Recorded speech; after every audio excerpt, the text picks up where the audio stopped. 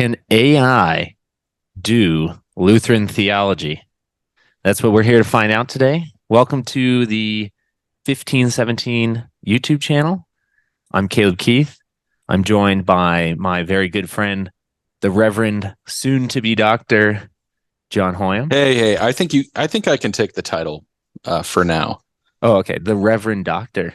Yeah. Hoyum. I haven't changed my business cards yet, but I didn't know the rules around this, but no. I think you're probably right. You know, you've got to submit the corrections and actually walk for graduation. But Paulson's already been calling me Dr. Hoyum on the podcast, so that's good.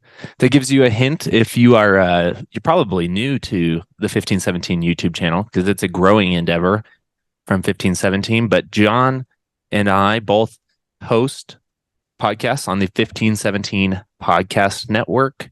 Our shows are I host the Thinking Fellows podcast and the Outlaw God podcast. John hosts Preaching the Text with Stephen Paulson, as he just referenced. I'm the director of the 1517 podcast network. You can see all of our shows at 1517.org/podcasts. And today, John and I are going to, I guess we're going to find out if AI, that is ChatGPT, can do Lutheran theology. So, or at least if it understands it, maybe. And I think we're going to put in some questions. We're going to start really general. And we're going to work to some more of the, let's say, spicy, specific questions that people have for Lutherans. We're going to see what the AI answers. And then you and I will correct, respond. Maybe we'll get lucky and just be able to affirm what it says. What do you think, yeah, John? what if the AI has only been reading like the Confessions, Luther's works, and the 1517 blog, and Lutheran quarterly articles and stuff like that? Then maybe our job will be done. Yeah, that is an interesting approach to figuring out how does ChatGPT works. My understanding is that it's scanning documents on the internet that are publicly accessible, and then it's pretty clever that it can take that information and then answer questions. I have a suspicion that it'll feel a lot like Wikipedia for that reason. Like it won't be able to give anything too specific, but it'll get facts basically right. Yeah. But there are a lot of Lutheran blogs online. So there is a lot of material out there. And so that's the other question is it getting more specific answers than a Wikipedia page might by engaging with blogs, tweets, Facebook posts, whatever it's able to actually pick up? So do you think what is Lutheranism is a good opening question? Yeah, it's as general as it gets. All right. Let's see what it comes up with. What is Lutheranism? All right, here we go. Lutheranism is a branch of Christianity that traces its roots to the Protestant Reformation of the 16th century. The movement was named after Martin Luther, a German monk and theologian who is credited with sparking the Reformation with his publication of the 95 Theses in 1517. Lutheranism emphasizes salvation through faith in Jesus Christ, as opposed to salvation through good works. It also emphasizes the Bible as the only source and authority for Christian doctrine and practice, and the use of reason in interpreting Scripture. Lutheranism also has a liturgical form of worship, which is centered around the Eucharist, and the use of liturgical calendar and hymnody. Lutheranism has different traditions and confessional documents, such as the Augsburg Confession, the Book of Concord, which are considered the standard for a doctrine and practice in many denominations. Lutheranism is present worldwide, but is most prominent in the Nordic countries, Germany, and the United States. Interesting. I mean, it's not terrible. It's got, like you say, the basic facts right, but there's some, you can kind of tell. It almost sounds like, it's not that long ago that I was an undergrad, but it sounds a bit like a freshman paper in the sense that the Augsburg Confession and the Book of Concord, our confessional documents. That's kind of funny, right? Because like obviously the Augsburg Confession is in the Book of Concord. Yeah. But the AI doesn't seem to like be sensitive enough to note that. I also think, it's not incorrect. Like this opening sentence isn't incorrect to say Lutheranism is a branch of Christianity that has roots in the Protestant Reformation. Or if you asked a Lutheran the question, though, Lutheranism is the branch of Christianity that starts the Protestant Reformation, I think would be at least a change, right? The Lutheran Reformation is the thing which all other Protestant Reformations find their root in, ultimately. Right. So it's not wrong, but it's not exactly how I think a Lutheran would want to answer that. We deal with this online, right? Like everybody wants to be distanced from the Protestants. Every Lutheran does. At least not you and I, though. We tend to. No, we're happy to be identified as Protestants. Yeah, I'm fine with it. I do want at least the credit of saying, though, we did start the protesting movement. Right. Let's see. Right. It's all downstream of the original protest. Right. Let's see. What else can we cherry pick out of here? Emphasizes salvation through Jesus Christ as opposed to salvation through good works. That's interesting. Roman Catholics would deny that they're saved by their good works, right? And not by Christ. And so, in fact, I think on paper, every Christian is going to deny that. And so that sentence wouldn't make Lutheranism particularly unique. Like it wouldn't tell you anything different about the theology of salvation from a Lutheran to Reformed to even Roman Catholic. Right. Because everybody would say that they deny that good works are the thing, the central thing that save you. Yeah, it's a bit general. Yeah, it has the quality of a kind of, like a freshman paper. Like it's got a lot of generalities in it, which for such a general question, I suppose that's fine. But there's a kind of lack of specificity in the answer. When I was because I did TA work for mostly the lit department at Concordia while I was there, but also did some for theology because I was the theology tutor for like 3 years. And you're right. This does sound like papers that I would have like given a very strong like B- to. Like that's just like dead middle passing. Well, and this has been one of the problems with ChatGPT, especially finals week in December, was the flood of plagiarized papers that people pulled out of ChatGPT. And I think one of the struggles in spotting them, I'm sure that tons of them got passed. The professor or any sort of plagiarism software like Turnitin or whatever. But one of the things is like the way that it sounds almost mimics the voice of somebody who's sort of, on the surface of the internet trying to gain general knowledge about something. Every sentence. So my question was, what is Lutheranism? Every sentence begins with the word Lutheranism, right? So there's nothing. Oh, interesting. There's nothing dynamic about that. So it is trying to answer that question over and over again, just as a help to like professors and stuff. I think like if you asked a question like, what is Lutheranism? And every sentence began with Lutheranism, you'd be like you'd have right to be suspect, I think. It's either bad writing style or it's a computer. Or maybe we're giving a tip to any students that might want to use this to write their papers. Go in and edit it so that when you ask it a question. What's funny about this is I could, if you gave me this text and you said, fill this in with citations so that it's legitimate for a paper, I could.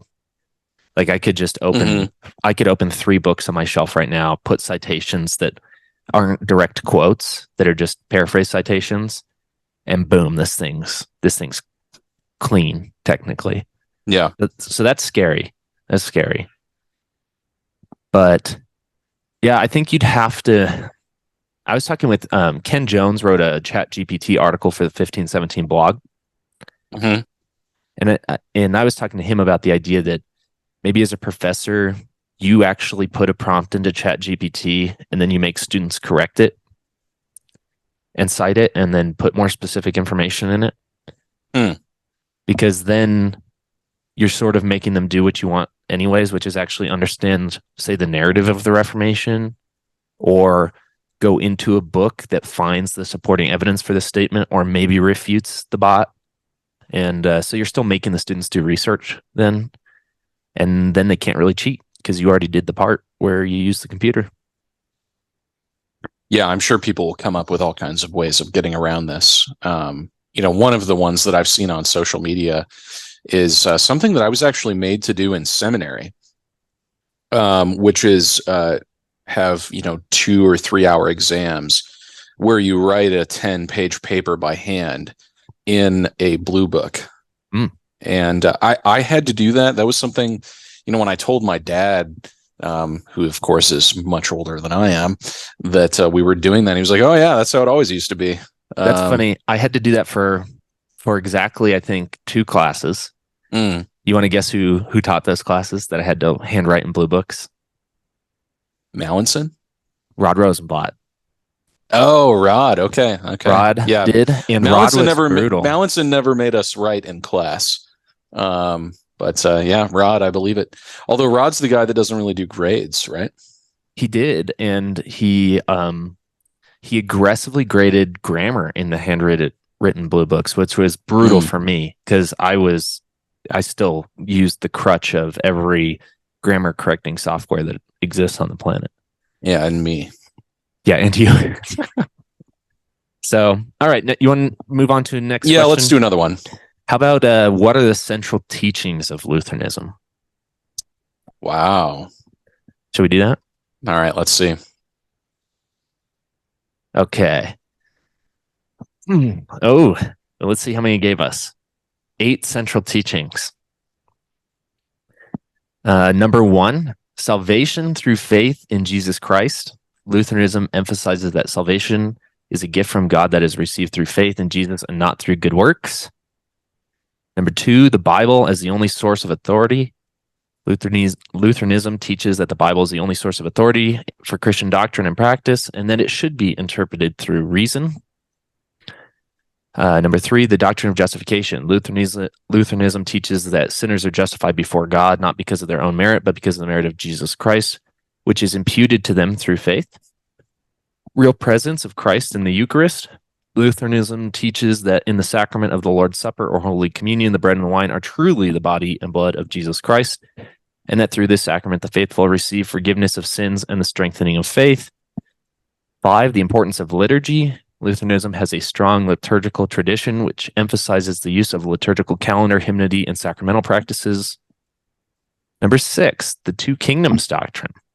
Lutheranism teaches that there are 2 kingdoms, the civil kingdom, which is governed by secular authorities, and the spiritual kingdom, which is governed by spiritual authorities.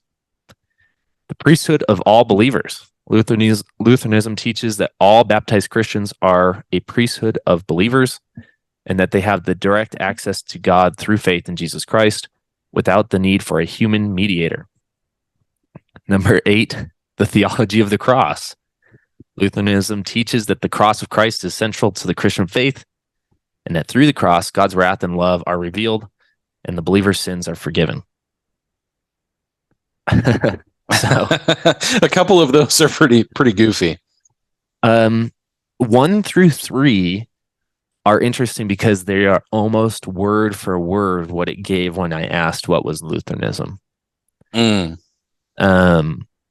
So this salvation through Jesus Christ and not through good works, and then this phrase on the Bible, which is one I've heard often. So this is obviously grabbing this off of some websites like maybe even lcms.org or something.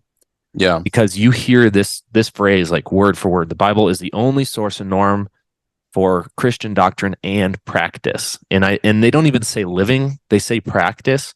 So it's obviously getting that word from a comment somewhere on the internet where this phrase is repeated very frequently. Mm-hmm. But that is just so common to see and hear from like official LCMS documents. You can, and there's nothing. I'm not saying there's anything wrong with that. I'm just saying that that phrase is being lifted. Yeah, the term practice has such a long kind of history in the Missouri Synod because, when in the 19th century, when CFW Walther, that great father of the Missouri Synod, was in discussions with the East Coast Lutherans like Charles Krauth, they said, well, of course we can have full communion fellowship or altar and pulpit fellowship because we both share the Book of Concord as our confessional standard. But the Missouri Synod always had a stricter standard of unity, which includes not only doctrine, and especially not doctrine just sort of written down, but doctrine in action, namely practice. Mm-hmm. Yep. Yeah. And so Missouri's always had that very strong sense. And so I wouldn't be surprised if the machine has spent a lot of time over at lcms.org. There's a lot of written material over there. So here's a theme I'm picking up. So in both questions, when it talks about worship, it talks only about the Lord's Supper, uses Eucharist both times, which is favored by some in Lutheranism, but is not the most common rendering. It usually would be Lord's Supper. Right. In classic Lutheranism, like 16th century Lutheranism, the term Eucharist is not common at all. Right. So that's interesting. That means that people online are very heavily using Eucharist, even though it's sort of a readopted thing during sort of the liturgical revival of the 20th century. Right. The other thing I'm noticing is complete and utter lack of mention of preaching being central or baptism. Preaching and baptism are basically not mentioned in either answer, and the Lord's Supper is. That's I think strange to me. I think this probably again speaks to the dominance of Missouri Synod people online, right? So the Missouri Synod has a very sort of strong doctrine of the Lord's Supper. And it goes back to the 19th century, before the founding of the Missouri Synod, and the forced union between Lutheran and Reformed churches in Germany called the Prussian Union, and the compromise that the German Lutherans had to make with the Reformed about the Lord's Supper. And so the Missouri Synod has a very strict and I would say sort of paranoid relationship with the Lord's Supper because of this fear of Calvinism, and fear of unionism, but in Luther's theology, and in Lutheran theology more generally, baptism really is the primary sacrament over the Lord's Supper. Yep, and even in the Missouri Synod's history, something that's interesting is sort of not just distinguishing yourself from Calvinists, but finding more and more ways to ensure primarily other people really that you're practicing it faithfully, is become important down to how frequently you do it, has become more of a law than a sort of a gift that, hey, we can do this frequently, we can receive, versus look at those churches over there that don't have communion every week. And so it really has, I don't want to speak ill of the Lord's Supper in any way, but it is interesting because it does seem like it's become the central issue of what worship is in contemporary Lutheranism. And really, I think we'd be better off to return to the fact that it is preaching that is the central issue at worship in Lutheranism, and that, in fact, the Lord's Supper and baptism are extensions of that, in that they are complete because of the word, and that they are ways the word is distributed to us. So capital W, word, referring to sort of the promises and act of Christ. And so that happens in preaching directly, right? That is actually a word given to you, but also in the Lord's Supper. It's not just that there are elements there, but that they are given to you with the word, another promise that this is for the forgiveness of your sins. And same with baptism, that is done in the name of the Trinity, again with the word that this is for the forgiveness of your sin. And so, right, the thing in baptism is not the water; it's the words, "I baptize you in the name of the Father and of the Son and of the Holy Spirit." The thing in the Lord's Supper is not the bread and the wine or some kind of abstract presence of Christ, but it's Christ saying these words. This is my body given for you. This is my blood shed for you.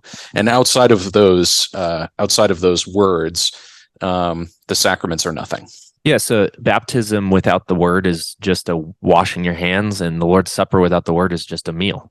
And not a very good one in most of our churches, I might add. Yeah, here's some crackers and a little wine to wash it down. Right. Yeah, it is interesting. I mean, there's kind of a trope, I suppose, or just a thing that gets repeated over and over again, rather, that Lutheran worship is all about these two things, word and sacrament. So you have sermon and Lord's Supper. But what's interesting is that the original Reformation of Luther was not an attempt to reform the church. I know this sounds strange. The Luther's Reformation was not an attempt to reform the church. The institutional church, who cares? And it wasn't even an attempt to reform worship. This is something that Caleb and I get accused of being too cozy with Calvinists and the Reformed quite a bit because of our views on predestination. But unlike our Reformed friends, the Reformation is not about worship. It's not. It is a reform, and I'm taking this from a great scholar of the confessions of the 20th century, a Dane named Leif Grana, that the Reformation was a reformation of preaching. And you can actually see this in Luther's, when he comes back from the Wartburg Castle. He's coming back from the Diet of Worms, and there's a bounty on his head, and he decides to, well, he doesn't decide, but Frederick the Wise, says, okay, I'm going to keep this guy in the castle. And Luther has nothing to do, so he just translates the New Testament.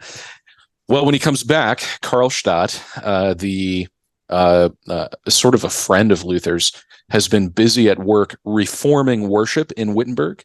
Mm-hmm.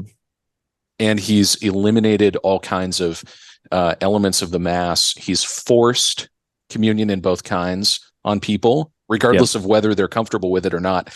And Luther comes back and he says, this is not how the Reformation works.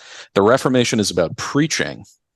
And when you preach the gospel, you wait for the gospel to do its work, even on worship. You do not forcibly make people take the sacrament in the correct way, even. That's kind of a long-winded digression, but I actually think it's really important to the way that the Lutheran Reformation in Wittenberg understood itself at the beginning. It wasn't primarily a reformation of the church or of worship, but of preaching. I think that's so preaching is central for Lutheranism today, especially when we talk about being in conversation with other Christians.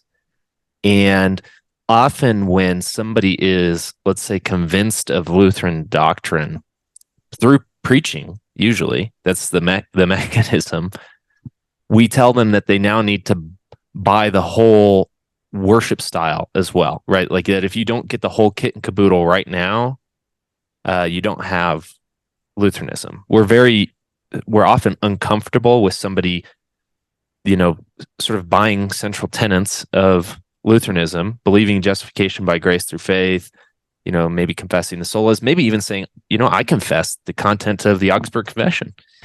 But if they don't immediately change worship style to be like, or to be at their local Lutheran church, we're like, oh, you're obviously not really convinced. And so that is interesting. It may take time for people, or it may not, you have to sort of trust that the gospel will also change the way you view communion or these other worship practices. Right. Okay, so looking at this list of 8 a little further, let's just say Some notable omissions. Law and gospel is a very notable omission. Don't you think? Like the fact that two kingdoms is on here and the doctrine of law and gospel isn't is actually pretty bad in my mind. Like if somebody was like, hey, what's central to Lutheranism? I don't think I'd get to two kingdoms in a first conversation with somebody at all, unless they started asking about like, what do you think about government? But I would talk about law and gospel like really quickly. Yeah. Particularly preaching law and gospel. Again, not just sort of reducing texts to law and gospel, but actually wielding the law and wielding the gospel. Yeah, it's interesting in the summary, rule, and norm of the Formula of Concord. The writers of the Formula, the Concordists, they actually use sort of this language that the Word of God, the prophetic and apostolic scriptures, which is an interesting phrase in and of itself that we can't talk about now. They say that it is the true source and sole norm of all Christian teachings and teachers, including pastors. And then they immediately proceed to talk about the distinction between law and gospel as an especially brilliant light. Yeah. For the interpretation of scripture. So you can kind of tell that the ChatGPT robot has assimilated only sort of part of that. We could even add with that, right? That basically, whether or not they're faithful to it, we can acknowledge that basically every Lutheran church in America and globally, with some minor exceptions, accept the Book of Concord as sort of the rule and norm of faith. And the phrase here in number 2, the Bible is the only source of authority, could be, according to our confessions, you wouldn't actually need to say the Bible. You would say the prophetic and apostolic scriptures. Right. Like you would actually specify what the Bible is. That's actually different from Reformed confessions, which will enumerate books, the books that make up the Bible. The Lutheran confessions never do. They just give the category of prophetic and apostolic. And that's not that that's different than the Bible that we have in English today, but it's certainly different than what sort of fundamentalist my Bible means. Yeah, the table of contents in your ESV that you have at home is not inspired. The books in the book are, but not the table of contents. Whereas in the Reformed and general Protestant, traditions, they enumerate like the 66 books of the Old and New Testaments. But in the Lutheran confessions, we don't really have a distinction between Old and New Testament in the same way. It's prophetic and apostolic scriptures, which, well, maybe we shouldn't talk too much about that, but it may not have a functional, it's not going to have a functional difference of the Bible that's in the pew at a Reformed church and a Lutheran church today. But but it will affect which books are sort of privileged within the canon. Yes, that is absolutely true. Yeah. So Deuteronomy and Isaiah are ahead of Esther. Right. Yeah, exactly. John and Romans are ahead of James and 3rd John or Hebrews, where we don't have a named author. You don't have a named author. You don't have universal consensus of the church. And so once you have an apostolic author, that's just given more weight. Right. Yeah, that's good. More to say about that on another occasion. Yeah, definitely. What about number 7 here? The priesthood of all believers is certainly important, but I would make a major correction here. So I'll read it again. Priesthood of all believers. Lutheranism teaches that all baptized Christians are a priesthood of believers and that they have direct access to God through faith in Jesus Christ without the need for a human mediator. This is a common misrepresentation of this. It actually means, priesthood of all believers actually means that all Christians are human mediators, like that they can actually pronounce the words of Christ in particular vocations and particular circumstances to people.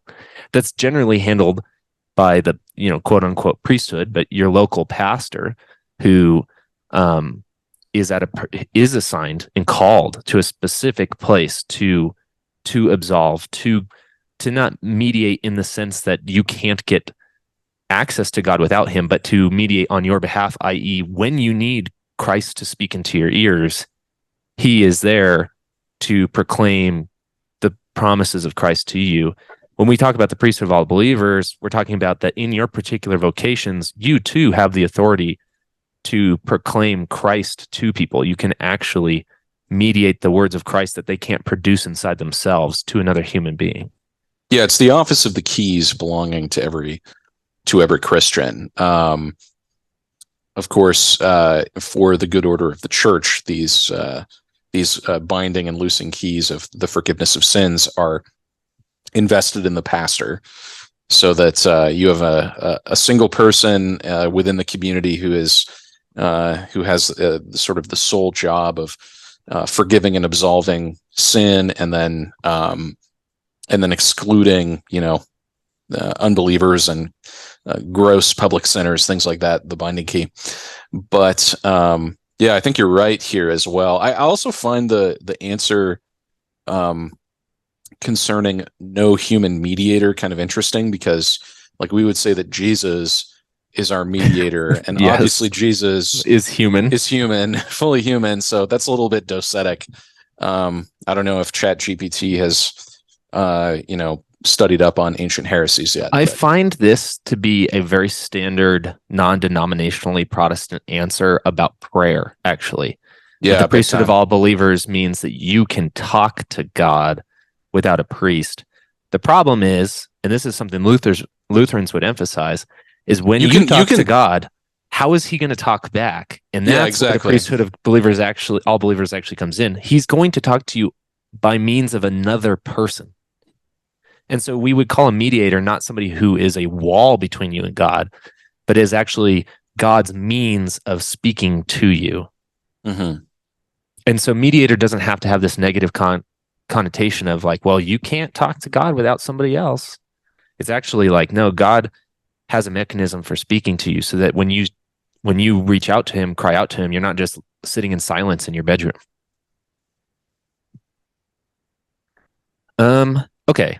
Number 8, perhaps the most interesting one, the theology of the cross. What do you think about this making the list?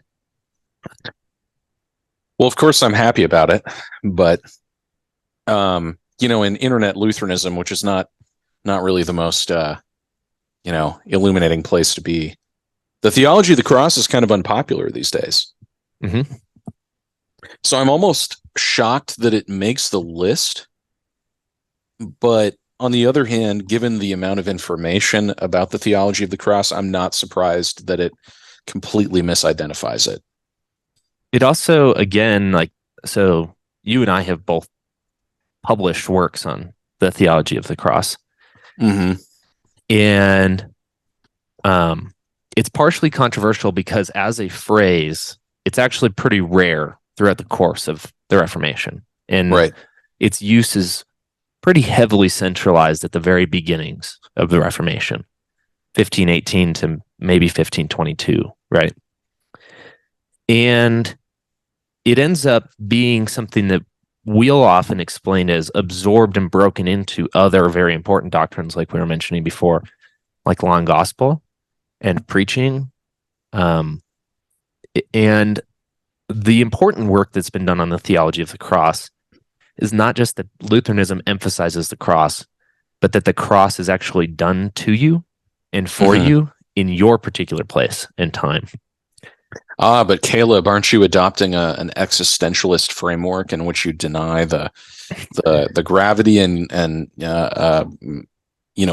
efficacy of the historical cross? Well, the cross can't be done to you if it never happened at all. It's kind of, I think you would think that this would occur to people, but yeah, if the cross didn't happen, how can it happen to me? I suppose is what I would respond to something like that. And so Lutheranism has never, and this is the other thing, has never had a particular, I mean, maybe in certain schools, but there's nothing to gain in saying that the cross only happens to you and didn't happen, because you actually lose something that's essential, which is that God's not a liar. So if if he's making up or lying or being esoteric about Jesus and his actual cross in history, then what grounds do I have to trust that means anything to me today? Is God just making it all up? Is this a sick game? I mean, even in Boltmann's case, he concedes the sort of irreducible historicality of the cross, not the resurrection, but at least the reality of death in Jesus' case. That's funny. Not the resurrection, though. Kind of important. Yeah, his students spent about 20 years trying to figure that one out. Yeah. And then everybody realized that modern sort of scientific worldview was not all that it's cracked up to be. And so now we're all postmodernists who just confess the faith once received and let the chips fall where they may. I would say if I could get ChatGPT to change its answer here, instead of having sort of 8 very popular doctrines to talk about online, which is obviously why like Two Kingdoms makes it in, because every Lutheran thinks Two Kingdoms is going to save us from big bad government. I would or people think it's the worst doctrine, right? Exactly, in history, and that Lutherans created Hitler. Yeah, with this doctrine. I mean, that's the other thing. That's the other side of that coin. I would just replace this with the first 4 articles of the Augsburg Confession. If I said, what are the central teachings of Lutheranism? Because we don't get any doctrine of God from this. We don't get a doctrine of sin. And those are more important than just sort of like some of these other ones. Like even it gets some solas in there, but you would get those from your first 4 articles of the Augsburg Confession. And those really are the core articles upon which the entire Book of Concord is built. Yeah. Okay. I have some other options here. How many more questions do you want to ask it? I mean, I'm having fun. We can just keep going. I think as long as it's fun. All right, let's keep rolling. Do you want to do? It's talked about good works a lot. Do you want to do this one? Do Lutherans believe good works are necessary for salvation? Yeah, that's a good question. Okay, let's type that in. Okay. Lutherans believe that good works are an important part of the Christian life, but they do not believe that good works are necessary for salvation. They believe that salvation is a free gift from God that is received through faith in Jesus Christ and not through good works. Lutherans teach that good works are a natural response to God's grace and are evidence of faith. They believe that good works are important because they demonstrate the love of God in a person's life, and they help to grow in holiness and serve as a way to love and serve one's neighbor. Lutherans believe that good works. You and I can't even keep it together through that part. I'm sorry. Lutherans believe that good works cannot earn salvation because salvation is a gift from God and is not based on human merit. They teach that good works are a fruit of faith and a response to God's grace, and that they are a way of showing gratitude to the love of God. In summary, Lutherans believe that good works are an important part of the Christian life, but they do not believe that good works are necessary for salvation. They believe that salvation is a free gift from God. It's actually just the opening paragraph again. Yeah, it just repeats itself. Yeah. Oh, professors should be able to figure this out, is what I'm finding. Well, you know how closely most professors read papers, so. Yeah. Yes. unless they have a TA to dump this stack on. Right. Yeah, there's a couple interesting things about that. I mean, the place of holiness, it's interesting that holiness and good works as proof of salvation or the presence of living faith, that's out front. Yep. And then, and also it's, it might serve your neighbor. But the really important thing about good works, according to ChatGPT, is that they prove that you're authentically saved. Yes. And they help you grow in holiness. What's interesting about that is that, yes, the Lutheran confessions and scripture speak of good works as evidence that faith is living. That's the great Paul Speratus hymn, Salvation unto us has come. Mm-hmm. Good works prove that faith is living. This is true. Scripture teaches it. But it's not the primary It's not the function. primary thing in view. Not for With Lutherans. good works in the Bible. Well, in the Bible. Yeah, that's I mean, that's a good point. Well, Lutheran theology is biblical theology, John. Yeah. Taking that for granted. But the cultivation of personal holiness is something that is basically completely absent from the Lutheran confessions. Correct. And also, I think there's actually something that is explicitly rejected by the Lutheran confessions here, which is that good works actually grow your sanctification or produce holiness in you. Not that they are a product of holiness that has already been given to you. Yeah. So the confessions aren't going to say you don't have good works. But what's funny is they're going to say they are a result of having been sanctified, not the means by which you are sanctified. Yeah, just think of how funny this is. Like, God justifies the sinner, but the sinner doesn't have holiness yet. Yeah. Think of how strange that is. Yeah, no, that's a theme up further. I think it talked about that as well back in that other section. It loves to emphasize justification and holiness as separate categories. So you can be totally righteous without being totally holy. Again, I would say we know that ChatGPT is pulling these answers from supposed sources that talk about Lutheranism. We don't know what those sources are. But I would say you and I I've encountered this in other places, that holiness and justification are different categories, and that, in fact, and they are different to a distinct degree, but that they're different because one is one that Christ gives you totally, and one is one that doesn't save you, but is one that you get to complete, holiness. Right. So we remove holiness from the salvation equation, and thus it's okay to say justification is monergistic, but holiness is synergistic. Right. And that just simply means God does justification by himself, but God doesn't do holiness by himself. You work alongside him. Yeah, one of the things that I notice with sort of internet Lutheranism today, which I try to spend as little time paying attention to as possible, is that it basically has the very same architecture of Roman Catholic salvation, but it considers the justification versus sanctification distinction a kind of like accounting error. Oh, yeah. So the problem isn't, and I see this with Lutherans today, who are typically very paranoid about holiness, good works, and making sure that, the law has a prominent place in Christian life, is that the kind of structure and progression of the Christian life looks very similar to a sort of Roman Catholic or Augustinian framework in which we are progressing towards ever greater degrees of holiness and participation in God's righteousness, but that but by including sanctification within justification, right, is an accounting error. But the overall structure is fine. Yeah. You just need to move the border between justification and sanctification backwards. And the result is that justification ends up getting smaller. Yeah.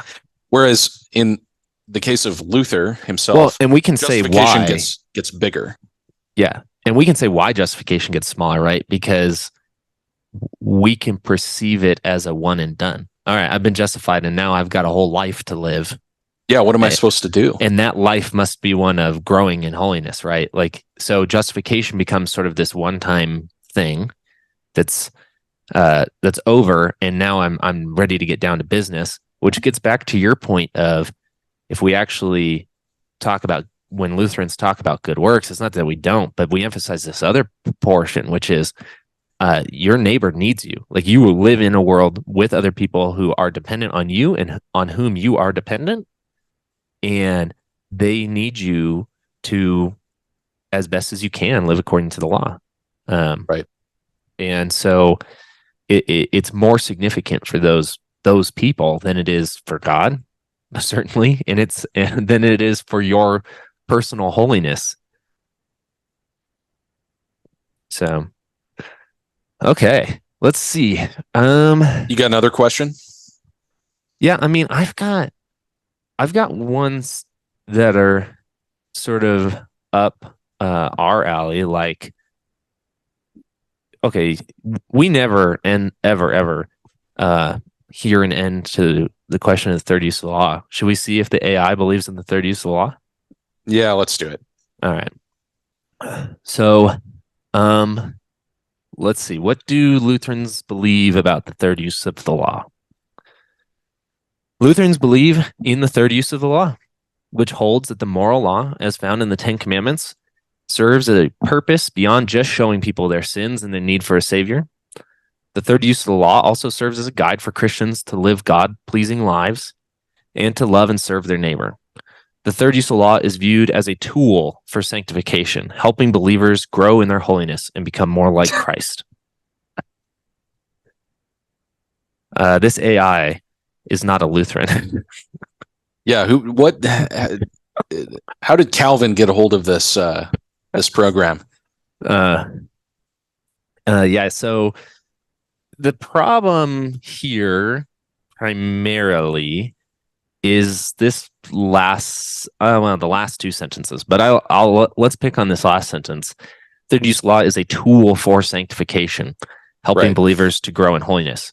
This is the same error repeated in that are good works necessary for salvation, but almost to a worse degree, because it actually errs on the side of the negative theses when it comes to the third use of the law and the formula of concord and what's rejected by Lutherans so far as using the law to produce or make one holy. So yeah, that's a rejected position. It is a rejected position of the formula of concord. And so that is interesting, right? Like, and it's like very explicitly rejected multiple times, even with like analogy given as to how it's rejected. There's a horse and a rider analogy that's rejected as far as the law being something that makes us achieve good works or holiness.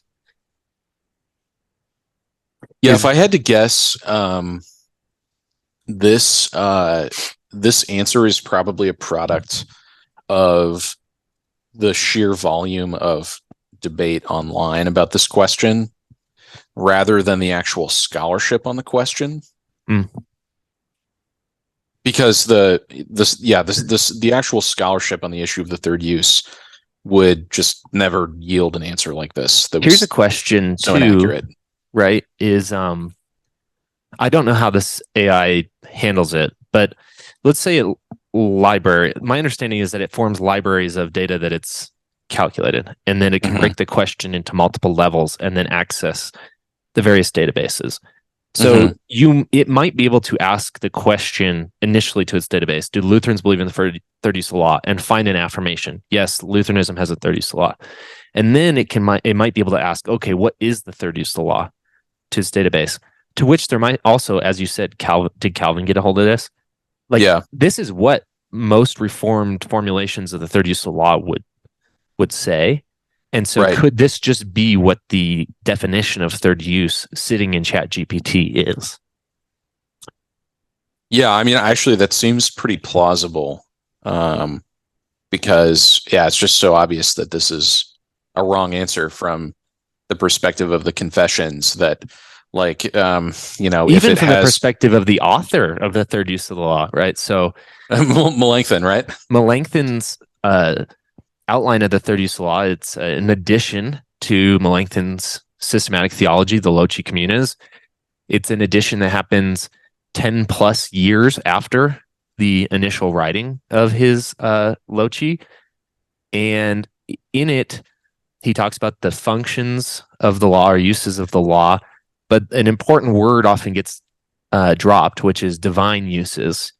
And so it's about how God uses the law.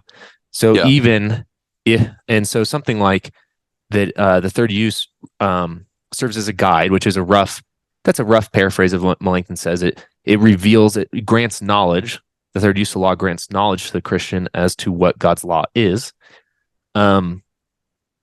It's not so that we can use the law to achieve something. It's actually God was already using the law on us, i.e., giving us knowledge. That was the use of the law that God did to you.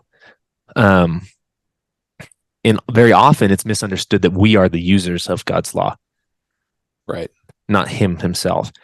And I think the other thing that people don't understand is that even the third use accuses, and that's a difference from Calvin. Like if you look at the Institutes, the way that Calvin describes the third use of the law, and both Caleb and I have a lot of respect for Calvin and the Reformed tradition generally, and the brilliance there. But what Calvin describes in terms of the law as a friend that kind of in a non-threatening way instructs the Christian, this is not the view of the law that's present in the Lutheran confessions. That's just a basic difference between our two traditions. Right. So in the Augsburg Confession, we get the actual phrase, the law always accuses. And then we could go further and say in all of its functions continues to accuse. And then, sort of not only there, but even then in Melanchthon and in later sort of Lutheran systematics, including the formula, that's the prime issue at hand is, are you a sinner? So the formula, sort of opens Article 6 on the third use of law, opens with asking, does the law need to be preached? Is there a law for the Christian? And the answer is rooted actually in this other doctrine that hasn't made the list by ChatGPT, which is simultaneously saint and sinner. And it says yes, because you're a sinner still. Right. And you need accusing. And so you need to have knowledge of the law. And in fact, even if we say that the third use of the law gives Christians knowledge of when they have done things according to the law, the converse of knowledge like that is knowing all the times that you didn't. Knowledge is never a one-way street. And so it might do something in addition to accusing, but it never stops accusing. Right.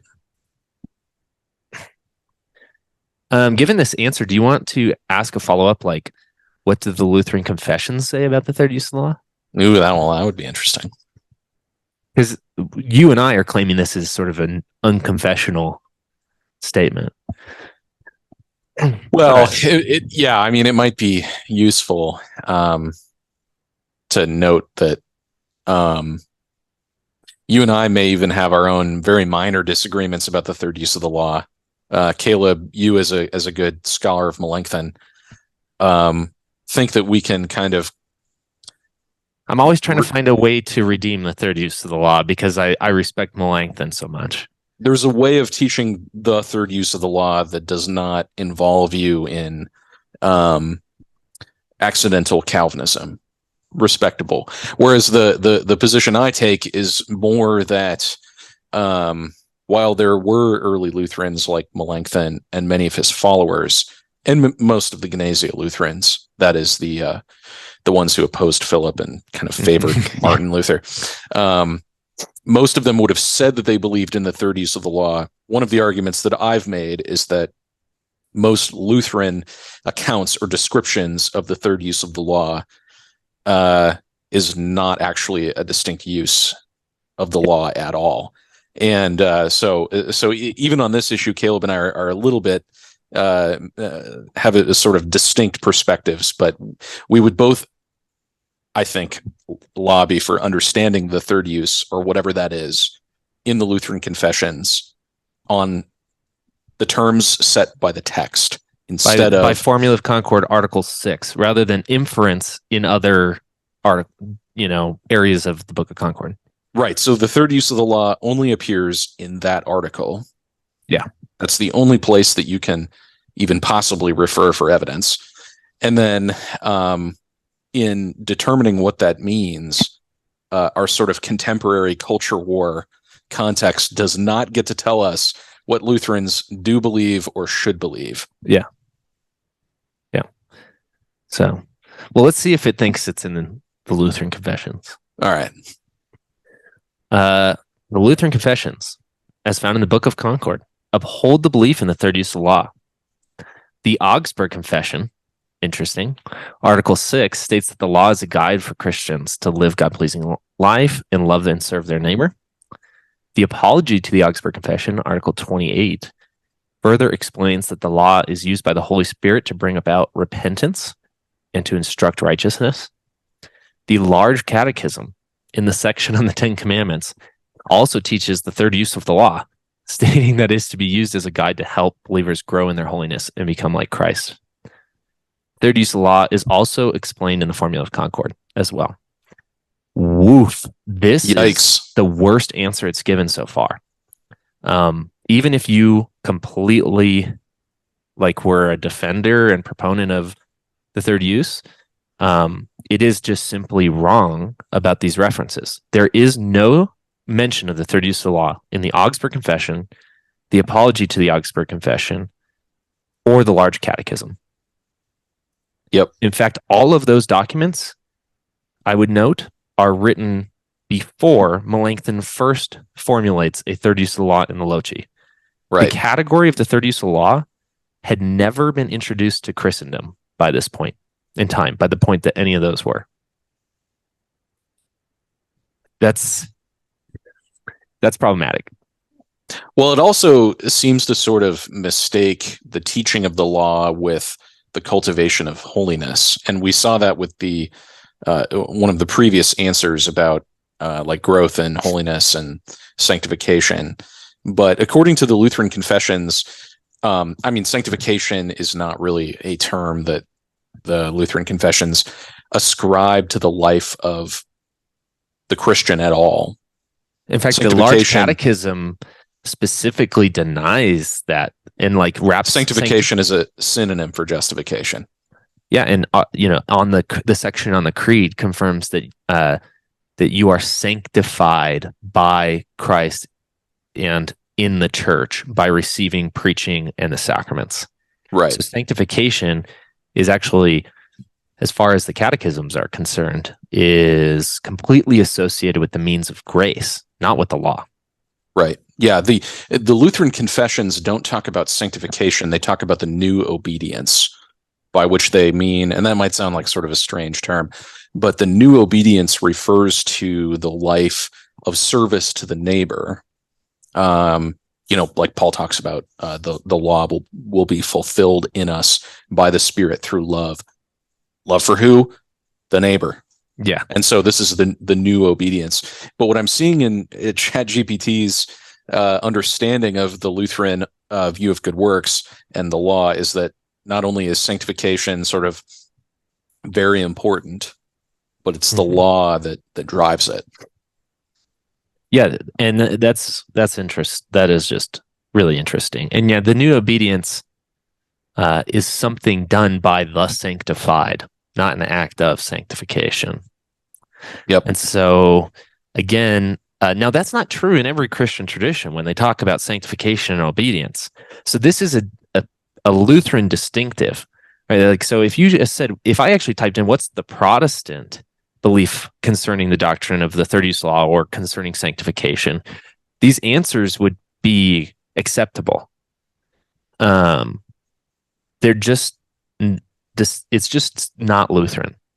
Lutheranism actually draws a distinction between having been sanctified and thus spontaneously having good works that are part of a life of new obedience.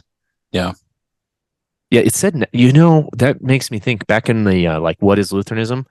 It says naturally do good works is what the ChatGPT said. We would say not naturally. In fact, it's unnatural. It's spontaneously. Right. Yeah. Well, that might just be a matter of technicality, but yeah. But that would be the language, is that the new creature, the believer does good works spontaneously. Mm-hmm. You want to do, how's one more sound to you? Sure. Yeah, we're getting towards an hour. This is fun, but yeah, let's do one that you and I have to talk about, given that we both have podcasts with Steve Paulson, who's famous for his work on the bondage of the will. Let's ask ChatGPT if Lutherans believe in free will. Oh, dear. Oh, dear. Are you ready for this one? Okay. Okay. All right. Lutherans believe in the concept of free will, but with certain qualifications and nuances. They believe that the human being has the ability to make choices and act freely, but that freedom is limited by a reality of sin and the power of God's grace. Lutherans believe that as a result of the fall, humanity and human beings are born sinful with a sinful nature, which affects their ability to choose and act freely. They believe that human beings are unable to choose and do good without the help of God's grace. This view is referred to as total depravity. At the same time, Lutherans believe that God's grace is powerful enough to overcome the effects of sin and enable human beings to choose and act freely. They believe that God's grace is necessary for salvation and that salvation is offered to all people through faith in Jesus Christ. This is the reason why they believe that the will is not free but enslaved to sin, but that God gives you the freedom to choose to believe. In summary, Lutherans believe in the concept of free will, but with the qualification that human freedom is limited by the reality of sin and the power of God's grace. Wow. This is bad. Yeah, this one is bad. How do we feed the Luther's Works Volume 33 into the machine? Did Erasmus, like Calvin wrote the third use one, did Erasmus write the free will one? Yeah, I mean, you got to wonder if similarly to the third use of the law answer, if there's kind of a free will and then there's like a sort of region in the flow chart where they're just drawing generally on like what do Christians believe about free will. This regenerated grace enabling you to use your free will is Methodist. Yeah, this is very good sort of Wesleyan Arminian theology. Yeah, it is. This is what's funny is like this would be a fair Calvinist critique of a Lutheran struggling to explain free will, bound will when it comes to why if you believe in universal justification is salvation left to the will of the believer. And I could see a Calvinist going like, look at guys, I have you. You're Armenians. Like that's just. Well, popularly, I think most Lutherans really are Arminians. Oh, that's interesting. That may not be most Lutheran pastors. That's definitely not what's in the Lutheran confessions. It's not what's in Luther. I can guarantee you that. But it does seem like popularly in terms of what's available on the internet for ChatGPT to pick up, I think functionally the doctrine of free will that you have there is basically Arminian. I see it all the time. Yeah. So obviously, like you and I in 1517 had some secret stickers going around that say free will is fiction, right? Taking this from... I may even have one. Yeah, we don't even have one. Oh, you don't have a free will is a fiction sticker? No, I may even have one. Oh, good. Lutherans believe in the concept of free will and stop. We would just be like, wrong. ChatGPT wrong. Especially with this certain qualifications and nuances really does make something like the bondage of the will seem like a language game. That's what Wikipedia would call weasel words. You ever go on Wikipedia and you see sort of like hedging on the part of the volunteer author who doesn't really know what they're talking about? And the editors on Wikipedia will say, no, that's weasel words. You have to speak directly. It's engaging in sort of evasion. Yeah. Qualifications and nuances. I mean, it's kind of an absolute question. Do you have free will or not? Yeah. Ask the bot if it has free will. I think it knows the answer. Have people done that? No. Do you want? I mean, we could ask the bot if it has free will. Yeah. Why not? Does ChatGPT have free will? Oh, it says ChatGPT is currently full at this time. Dude, there's too many users. We'll have to ask it later. But we know that the bot does not have free will. It does whatever I tell it to do. No.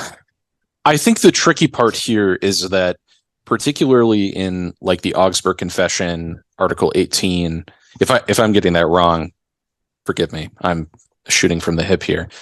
Melanchthon adopts sort of St. Augustine's distinction between free will in spiritual things and free will in temporal things. So, for example, there is a way in which human beings are free to decide whether to eat Cheerios or Wheaties for breakfast. And there's a bit of a translation clarification that actually occurs in the Loci on this matter, because Melanchthon makes a distinction, and you're saying Augustine obviously has this too, but that we don't ever make, like when we talk about free will popularly, which is he actually categorizes that stuff as rational choice, not will. So choosing Cheerios or Wheaties isn't a part of your will. It's part of your rational choices. What car you drive, rational choices. What house you live in, what city you're at, rational choices. One of the problems today when we ask the question about free will, or we say you don't have free will, is nobody is walking around saying that there's a difference between your rational choices and your will. Yep. And in a classical Christian understanding, and this would be shared with all sort of pre-modern Christians, the question of free will versus bound will takes spiritual matters out of it, is kind of a false equation, because you freely do whatever it is you will. So if it is your will to eat Cheerios this morning, nobody is forcing you against your will to eat Wheaties. Right. So that's free will. It's actually bound will. You're captive to whatever your will desires. Yes. You, as an individual making choices, are already captivated to the will. You're captivated by what your will desires. And in a practical sense, people understand that they have the ability to, drive a Toyota or Honda, in the sort of practical sense, free will. Can you tell we're on the West Coast? Yeah, or or a Tesla or an Audi, maybe in our cases. But in that pragmatic sense, modern people think, of course I have free will. But in the matter of spiritual things, that's where this is most important. So it's not when Melanchthon or Augustine or any pre-Enlightenment figure makes a distinction between free will in civil matters and bound will in spiritual matters. They do not mean what modern people think that they mean. I'm not explaining this very well, but can you add to that, Caleb? Yeah, please? Let me say that when Lutherans say you don't have a free will and that your will is bound to, let's start with sin, bound to sin. Because the bot actually does, in its qualifications, list sin. Even those rational choices are bound to a set of options and limits, which are a sinful will. So all of your choices, you might have seemingly limitless choices, both spiritually and in this world. But all of those choices you make always with sin in the will. Yeah. None of those choices can gain you favor with God. There's never an option of all of the options. There's never one to do something that would gain God's favor, to gain God's grace, to merit salvation, or even to live a life free of sin. Those are just not choices available to you. So you cannot choose to be saved. The will is bound to sin. And sometimes those choices that you make with a sinful will seem pretty non-consequential, like choosing what cereal you eat or what car do you drive. But they ultimately all end in your death. None of those can prevent your death. None of those can prevent the spiritual harm. And so I think that's ultimately what we're talking about. And then even after that, so this then says, hey, God's grace, God is more powerful than sin. That's ChatGPT. Okay, yeah, true. God's grace overcomes sin. He's more powerful than sin. And so then after you've received grace, you're free again. And now you have now you have grace, you have limitless choices, and some of them are grace choices and some of them are sin choices. And because you get to pick between the two. You get to pick between the two. And that again is a part of departure, right? So we're actually going to say, instead of having limitless choices that one person is picking between, Luther's going to say there's two creatures. There's the old Adam and the new Adam. The old Adam has no choices available but sin, and the new Adam has no choices available but captive to Christ and his will. Right. Free will is a fiction because part of being a creature is being bound to something. Yeah. So you're either bound to sin or bound to Christ. Yeah. I explain the difference between, like, free will, so-called, which of course is in name only, to wear like a red shirt or a blue shirt, and to be saved, to accept the gospel, is like, I have the ability to go for a walk or sit down in front of the TV or wear a blue shirt, but I do not have the free will to get up on the roof of my apartment, jump off and fly, because my nature is opposed to flight, and for more than one reason. I even like to tell people that they even those other choices, we choose not to see the limits. Like what cereal you eat is limited by the amount of cereals or the brands that exist in the world and the brands that your store carries. It isn't limitless. Even that is bound by something. So you have a set of choices within a boundary. Now, the boundary for cereal may be, Kellogg's or General Mills, but the boundary for the whole of your life is sin. And you're always in that. So in the cereal aisle, you're in this circle of various brands, but in the world, you're in this circle that is completely encapsulated by sin. There is no option but sin. Yeah. And that's, I think, the hard thing for that to understand about that really is that sometimes it seems that I make good choices. I did something good for my wife and kids. I helped somebody cross the street. And those good choices we equate to, I must not have sinned in order to make that choice. Yeah. So, yes, ChatGPT just gets it wrong. I guess the question here that people would have would be like, well, so you guys are saying then that you don't choose to be saved. You don't.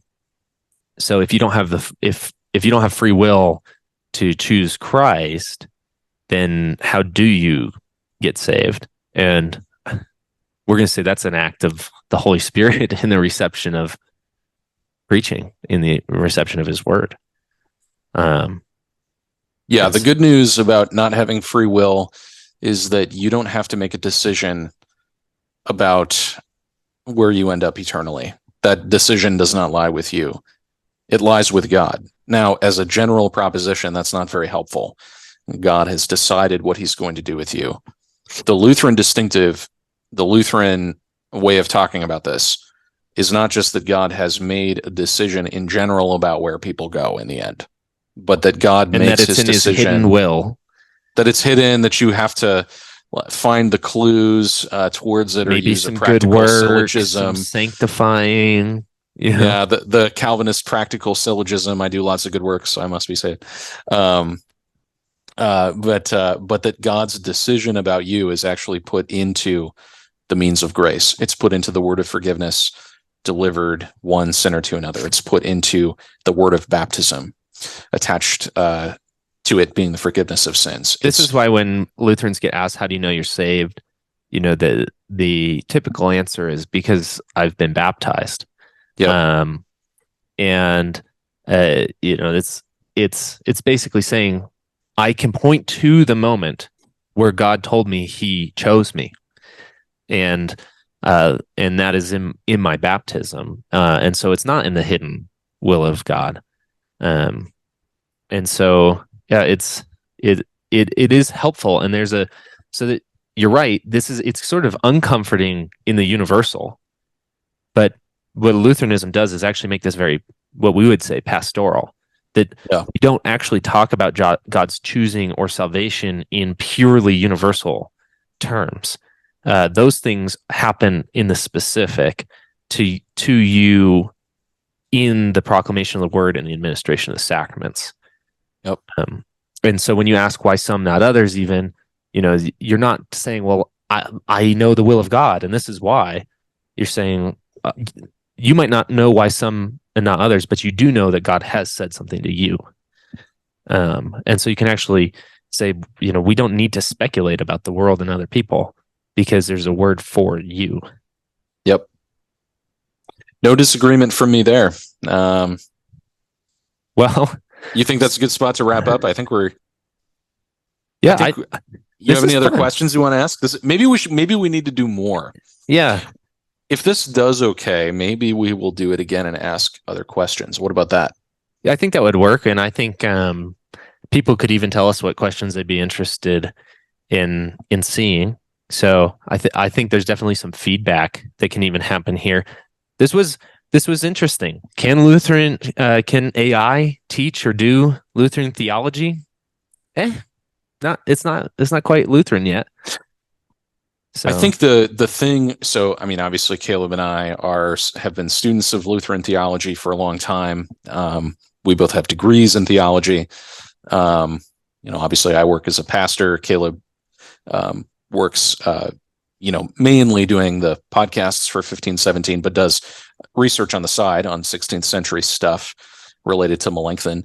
And so as I'm trying to be modest here, but as people who know something about the topic, and you look at the answers we're getting, you can tell that it's able to skim lots of information, but not exactly put it together as intelligently as a human being could.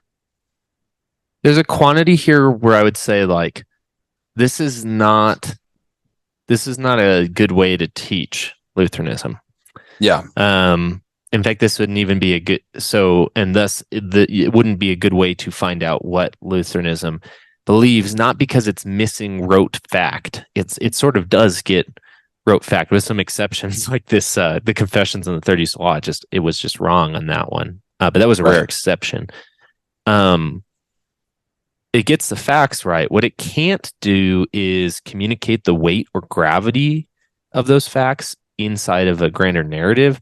And it, in particular, really can't do the thing that I think we've tried to drive home as important, which is actually not just talk about Lutheran theology, but actually do theology to people. Mm-hmm. It's one thing to sort of systematically study it, but one of the significances of the Lutheran Reformation is that theology is for proclamation. It's not just for stimulating the senses or gaining knowledge. And so even with this, it's clear that what ChatGPT can't do is actually make something about the Reformation, about how Christ died and rose for you. Well, I think that's a good spot to wrap it up, Caleb. Sounds good. If people like this, we will do more. Thank you for joining us on the 1517 YouTube channel. Maybe this will turn into some sort of series or spin-off. You can find more work from both John and I at 1517.org. You can see articles that we've written and the podcasts that we host regularly. Again, John is a host of a podcast called Preaching the Text, which helps pastors and hearers prepare for the various readings each Sunday that occur in church. And I am the host of the Thinking Fellows podcast and the Outlaw God podcast, which both sort of do systematic theology and history, one specifically in Luther's Bondage of the Will and one sort of more generally. So you can check those out at 1517.org/podcasts. Thank you. Consider liking and subscribing, and maybe we will see you next time. Bye.